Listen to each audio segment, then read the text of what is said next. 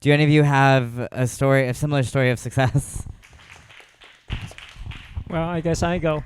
I don't know if I would call it innovative. It's just more something that we stumbled upon in the process of providing support groups at PFAC Austin, and then me in the process organizing the TGQ Social.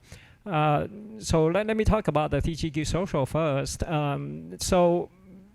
There's been studies and statistics that indicates that the gender diverse community are overrepresented also as neurodiverse.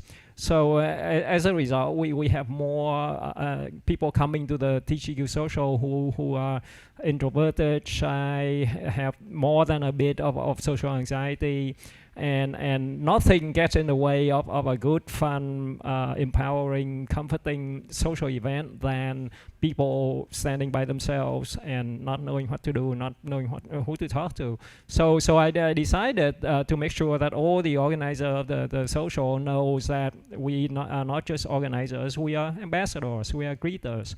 So when new people come, we make sure that we say hi to them, talk to them, stay with them for a while, then take them, introduce them to a couple of people who have been there previously, who might be more outgoing, a little bit more extroverted, and then stay in that group for a while until they get warmed up to each other, and then float off and go and do the same for the next introverted person. So I think that works really well in getting people going, in bringing people out of their shell, because it's really intimidating, no matter how extroverted one might be, to walk into a room with a big number of people, probably none of whom one knows. So it's really helpful to kind of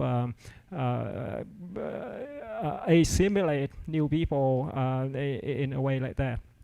With respect to PFLAG Austin, I don't know if I don't know if I would claim it to be innovative, but I definitely am glad that we were able to act quickly when the pandemic started. Before the pandemic, we had 6 support groups all around Austin, as far west as Lake Travis, as far south as Boulder, as far north as Georgetown, at various times of the month, various places. So of course, when the pandemic hits, that put a kibosh on all of that. I'm glad that we were able to move quickly and started up 3 virtual support groups on Zoom. And by the way, one of the thing that was really rewarding for us at PFAC Austin is that at every support group, we have a good 10-20% of the attendees who are first-timers. So we know that people are still needing this kind of community to hear from other people's experience, hear their information and advice, and that they are able to find us.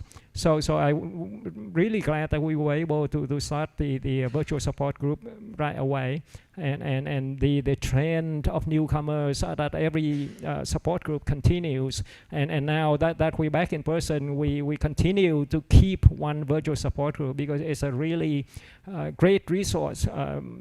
Many people have issues with scheduling challenges.